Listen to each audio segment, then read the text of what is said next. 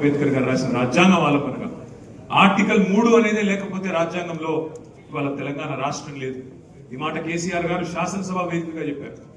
అంత మాత్రమే కాదు, నిజంగా అంబేద్కర్ గారు చెప్పిన గొప్ప మాట, గొప్ప ఆలోచన విధానం, విద్యనే అల్టిమేట్ గా వికాసానికి, విద్యనే సమాజంలో సమానత్వానికి దారి తీస్తుందనే ఒక ఆలోచన ఏదైతే ఉన్నదో దానికి అనుగుణంగా పెద్దల ఆర్ఎస్ ప్రవీణ్ గారి నాయకత్వంలో ఆనాడు వారి సెక్రటరీగా ఈశ్వర్ గారు, అదేవిధంగా కమలాకర్ గారు మంత్రులుగా, మా సత్యవతి రాథోడ్ గారు మంత్రులుగా, ఎస్సీ ఎస్టీ బీసీ మైనారిటీ మా ఉప ముఖ్యమంత్రి గారి నాయకత్వంలో ఆనాడు 1000 గురుకుల పాఠశాలలు పెట్టి దాదాపు 6.5 లక్షల మంది పిల్లలకు సంవత్సరానికి 1,20,000 రూపాయల చొప్పున వారి మీద ఖర్చు పెడుతూ వారిని ప్రపంచంతో పోటీపడే పౌరులుగా తయారు చేయాలనే సంకల్పాన్ని తీసుకున్నది కేసీఆర్ ప్రభుత్వం.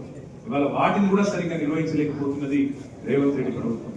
ఆ 1000 గురుకులాల్లో ఇవాళ మరణ మృదంగం మోగుతా ఉన్నది. 130 మంది పైచిలకు పిల్లలు ఇప్పటికి విషాహారం వల్ల, బలవన్ మరణాల వల్ల ఆత్మహత్యలు చేసుకునే ఒక దౌర్భాగ్యపు పరిస్థితి వల్ల మన తెలంగాణ రాష్ట్రంలో ఉన్న మాట నేను మీకు గుర్తు చేస్తా ఉన్నాను. అట్లాగే ఇంకొక మాట కూడా ఈ సందర్భంగా మీకు గుర్తు చేయాలి. కాంగ్రెస్ పార్టీకి ఎన్నడైనా కూడా డాక్టర్ బాబాసాహెబ్ అంబేద్కర్ గారిని రాజకీయ అవసరాల కోసం వాడుకున్న తప్ప వారికి ఎన్నడూ గౌరవం ఇవ్వలేదు కాంగ్రెస్ పార్టీ. 1952లో 54లో తర్వాత 2 సార్లు బాబాసాహెబ్ ని పార్లమెంట్ రాకుండా కుట్ర చేసి ఓడగొట్టింది కాంగ్రెస్ పార్టీ. అట్లాగే డాక్టర్ బాబాసాహెబ్ ఆనాడు హిందూ కోడ్ బిల్ ని మొత్తం